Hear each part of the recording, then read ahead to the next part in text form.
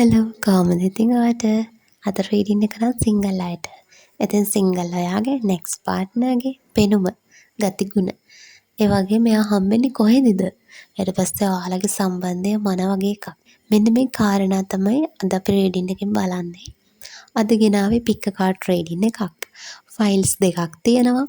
ආගේ හිත වැඩිපුරම යන කැමති ෆයිල් එක සිලෙක්ට් කරලා ඔයාට ඉස්සරහට රීඩින් එක බලන්න පුළුවන්. ඉතින් රීඩින් එකට යන්න කලින් මම මුලින්ම පුංචි දෙයක් ඔයාට මතක් කරනවා. මේක ජෙනරල් රීඩින් එකක්. මේකෙදි කියන සමහර දේවල් ඔයාට ඇකියුරේට් නොවෙන්න පුළුවන්. ඒක නිසා ඔයාගේ ඉන්ටුයිෂන් එකට දැනෙන, ඔයාගේ හදවතට දැනෙන පණිවිඩ විතරක් අරගන්න කියලා මම මුලින්ම ඔයාට මතක් කරනවා. ඒ වගේම තව පුංචි ඉල්ලීමකුත් තියෙනවා. ඒ තමයි මාව තාම සබ්ස්ක්‍රයිබ් කරලා නැත්නම් මාව සබ්ස්ක්‍රයිබ් කරන්න කියලාත් මම ඔයාගෙන් ආදරෙන් ඉල්ලනවා. එහෙමනම් ආගේ ෆයිල් එකෙන් හමු වෙමු. හෙලෝ පයලන්. බලමු ආගේ නෙක්ස්ට් පාර්ට්නර් එකෙන් අතගොන මොන වගේද කියලා. මෙයා හොඳම දෙයක් කරන්න පුළුවන්. දක්ෂ, ක්‍රියාශීලී කෙනෙක් කියලා පේනවා. ඇත්ත කතා කරන, බය නැති, ආකර්ෂණීය පෙනුමක් තියෙන කෙනෙක් කියලා පේනවා. ඔහු හෝ ඇය නිතරම අලුත් දේවල් අත්හදා බලන්න කැමති කෙනෙක්. ට්‍රැවල් කරන්න ගොඩාක් ආස කෙනෙක්. මෙයා කිසිම ප්ලෑන් එකක් නැතුව එකපාරට ක්ෂණිකවම දේවල් කරන කෙනෙක්. ඒ කියන්නේ උදාහරණයක් විදිහට ඔයාව ට්‍රිප් එකක් එක්ක යන්න වගේ දේවල්. මේ වගේ දෙයක් මෙයා කිසිම ප්ලෑන් එකක් නැතුව මෙයාගෙන් බලාපොරොත්තු වෙන්න පුළුවන්. මෙයා පිටතින් විනෝදකාමී කෙනෙක් වුණත් ඇතුළතෙන් හරිම කල්පනාකාරී. තමන්ගේ හැඟීම් ලෙසින් කාටවත් කියන්නේ නැති, පෙන්වන්නේ නැති කෙනෙක් වෙන්න පුළුවන්. ඉතින් සමහර වෙලාවට ඔයාට මෙයාව තේරුම් ගන්න අමාරු වෙන්න පුළුවන්. ඒකට හේතුව තමයි මෙයාගේ හිත නිතර වෙනස් වෙනවා. වෙලාවකට විනෝදකාමී, වෙලාවකට දුක, වෙලාවකට තරහ, මෙන්න මේ වගේ මෙයාගේ හිත නිතර වෙනස් වෙන නිසා ඔයාට පොඩ්ඩක් මෙයාව තේරුම් ගන්න අපහසු වෙන්න පුළුවන්. මෙයාගේ පෙනුම කොහොමද කියලා බැලුවොත් මෙයාට වයසට වඩා තරුණ පෙනුමක් තියෙන කෙනෙක්. සිහින් සිරුරක් තියෙන කෙනෙක්.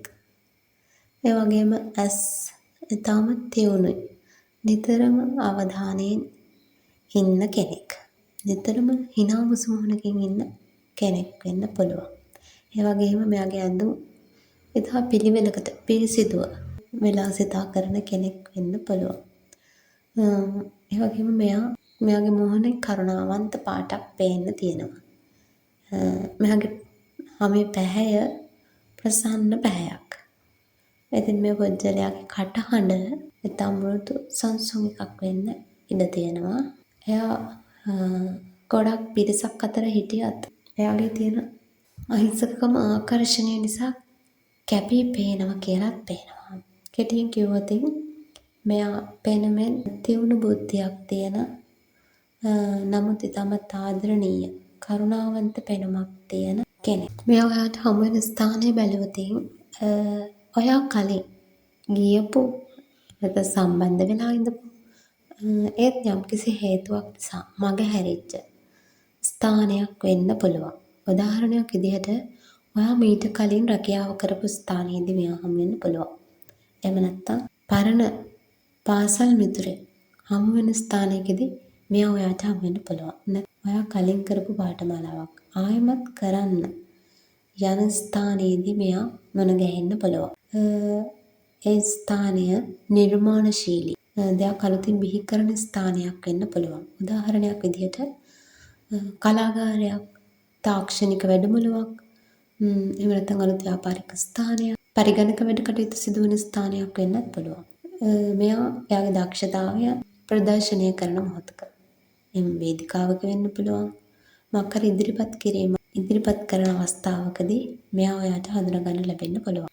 ඔයාලගේ සම්බන්ධය මොන වගේ එකක්ද කියලා බැලුවොත් ස්ථාවර, ආරක්ෂාකාරී සම්බන්ධයක් කියලා පේනවා. ඔයා මීට කලින් තිබිච්ච ආදර සම්බන්ධයක්. එහෙම නැත්නම් ජීවිතයේ බිඳවැටීමකින් පස්සේ මෙයා ඔයාගේ ජීවිතයට ආවනම් ඔයාට දැනේ නැවතත් ආරක්ෂාකාරී හැඟීමක්. ජීවිතය ගොඩනගා ගන්න ශක්තියක් ලැබේවි. උදාහරණයක් විදිහට ඔයා යම්කිසි ප්‍රශ්නයක් නිසා හිතින් වැටලා ඉන්න අවස්ථාවක මෙයා ඇවිල්ලා බය වෙන්න එපා. මං ඉන්නවා කියන මෙන්න මේ විශ්වාසය ඔයාට ලබා දීලා ඔයා නැවත වැටිච්ච තැනින් නැගිටවන්න උත්සාහ කරන කෙනෙක්. මෙයා ඊටමත් පරිණත උද්‍යෝගිමත් නායකත්ව ගතිගුණ තියෙන කෙනෙක්. මෙයා සම්බන්ධතාවයේ වගකීම් ගන්න බය නැති කෙනෙක්. කෙලින් තීරණ ගන්න කෙනෙක්. උදාහරණයක් විදිහට අනාගතය ගැන පැහැදිලි සැලසුම් දෙන්නගෙම වෘත්තීය දියුණුව වෙනුවෙන් උපරිම සහයෝගය ලබා දෙන කෙනෙක්. ඒ වගේම මේක ආදරයකට පමණක් සීමා වෙලා නැතුව දෙන්නම එකතු වෙලා ලොකු ගමනක් යන එකිනෙකාට ගෞරව කරන එතාමත් ශක්තිමත් බැඳීමක් වෙන්න පුළුවන්. හෙලෝ ෆයිල් 2 අපි එහෙනම් බලමු වාගේ පාර්ට්නර්ගේ ගතිගුණ මොනවාද කියලා. එයා ඊටමත් කරුණාවන්තයි. ඒ වගේම අනුන්ව රැක බලා ගන්න. ඒ වගේම එයාලට අසීමිත ආදරයක් පෙන්නන කෙනෙක්. ඉතින් එයාට තියෙන මෙන්න මේ ගතිගුණ නිසා ඕනම ගැටලුවකදී එයා අම්මා තාත්තා වගේ සෙනෙහසකින් ඔයාව සනසන්න එයාට හැකියාව තියෙනවා. උදාහරණයක් ගත්තොත් අපි හිතමු ආ රැකියාව. එහෙම නැත්නම් පෞද්ගලිකව යම් ප්‍රශ්නික ඉන්නවා කියලා. ඉතින් ඒ වෙලාවට මෙන්න මෙයා ඔයාට බනින්නේ නැතුව ඔයාගේ හිත සනසලා ඔයාව නැවත ශක්තිමත් කරන්න මෙයා උත්සාහ කරන කෙනෙක්. ඒ වගේම එයා වේදනාකාරී අත්දැකීමකට මුහුණ දීලා එයාගේ හදවත බිඳිච්ච කෙනෙක් වෙන්න පුළුවන්. එයා යම් වේදනාකාරී අතීතයකට මුහුණ දීලා එයාගේ හදවත බිඳුණු අත්දැකීමකට මුහුණ දුන්න කෙනෙක් වෙන්න පුළුවන්. ඉතින් ඒක නිසා මෙයා ආදරය, විශ්වාසය මෙන්න මේ දේවල් වල වටිනකම ඉතා හොඳට දන්න කෙනෙක්. ඒ වගේම එයා ගොඩක් සංවේදී කෙනෙක්.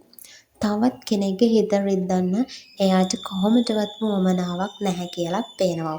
උදාහරණයක් ගත්තොත් ඔයාට යම් දෙයක් කියන්න කලින් ඔයාගේ අතින් වෙච්ච වැරැද්දක් හෝ එහෙම නැත්නම් මොනම දෙයක් හරි ඔයාට කියන්න කලින් මෙයා දෙපාරක් හිතලා බලනවා මේ කියන දේෙන් ඔයාගේ හිත රිදෙනවද කියලා. මෙන්න මේ වගේ ස්වභාවයක් මෙයා තුළ තියෙනවා. මෙයා ඔයාව ගොඩක් ආරක්ෂා කරන කෙනෙක්. අතීතයේ වේදනාවන් තේරුම් අරගෙන ඔයාට ගොඩක් ගෞරවණීය සලකන හොඳ ගතිගුණ තියෙන කෙනෙක් කියලා පේනවා. මෙයාගේ පෙනුම බලුවොත් මෙයා ගොඩක් ආකර්ශනීය ස්වභාවයක් පේනවා. ඒ වගේම එයාගේ මූණ බැලුමට ගොඩක් සංසුන් ශාන්ත පෙනුමක් තියෙන කෙනෙක්. ගොඩක් තැම්පත් ගතියක් තියෙන කෙනෙක් වෙන්න පුළුවන්. මෙයා හැම වෙලාවෙම පිළිවෙලකට ඇඳුම් පැළඳුම් තෝරගන්න ඉතාමත් චාම් එනට කැපී පෙනෙන පෙනුමක් තියෙන කෙනෙක්. ඉතින් මෙයාගේ ශරීර ස්වභාවය මෙයාගේ හිනාව ගොඩක් ආකර්ශනීයයි. ඒ හිනාවෙන් ඕනම කෙනෙක්ගේ හිත දිනා ගන්න මෙයාට හැකියාවක් තියෙනවා. ඔයාට මෙයා හම්බ වෙන පළවෙනි මොහොතේම ඔයාට එයා ගැන ගොඩක් හුරු පුරුදු බවක් දැනේ. මෙයාගේ පෙනුම තුළින් සම්ප්‍රදායික ඒ වගේම නූතන මෙන්න මේ ලක්ෂණ දෙකම එකට එකතු වෙච්ච ස්වරූපයක් තමයි පේන්න තියෙන්නේ. මෙයා සාමාන්‍ය උසකින් යුක්ත පැහැපත් හෝ තලලු සමක් තියෙන ඉතාමත් පිරිසිදු ලෙස පෙනුම පවත්වාගෙන යන කෙනෙක්. ඔයාට මෙයා හමු වෙන ස්ථානය කොහෙද කියලා බැලුවොත් මොනවාගේ ස්ථානයක්ද කියලා බැලුවොත් මෙයා ඔයාට හමු වෙන්නේ ඔයා අලුත් ගමනක් යන අවස්ථාවකදී.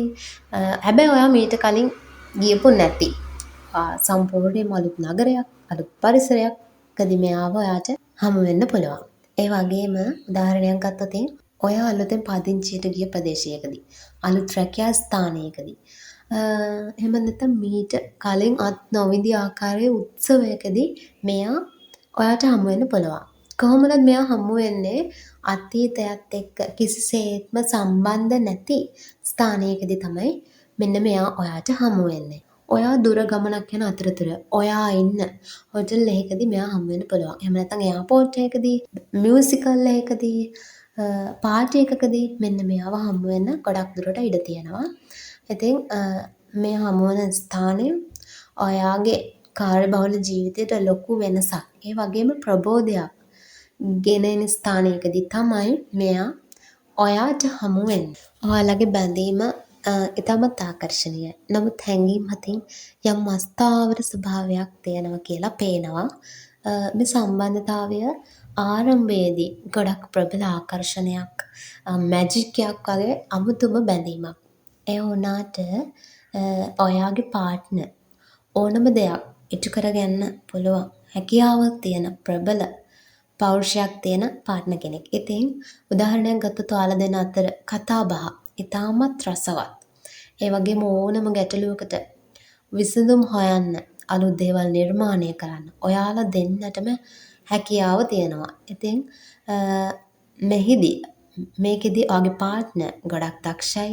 කතාවට ගොඩක් දක්ෂ කෙනෙක්. ඉතින් මෙන්න මේ කතාව මගින් ඉක්මනින්ම ඔයා මෙයාගේ ළඟට ගන්න පුළුවන් කෙනෙක්. ඉතින් කොහොම වුණත් මේ සම්බන්ධතාවය තුළ හැඟීම් පාලනය කරගන්න යම් අපහසුතාවයක් පේන්න තියෙනවා. පාර්ට්නර් ගොඩක් සංවේදී. එහෙම නැත්නම් එයාගේ හැඟීම් හංගගෙන ඉන්න බවක් පේනවා. උදාහරණයක් ගත්තොත් යම් අවස්ථාවකදී මෙයා ගොඩක් ආදරණීයයි. ඒ වගේම තවත් වෙලාවකදී මෙයා කිසිම හේතුවක් නැතුව අත් එක්ක අමනාප වෙනවා.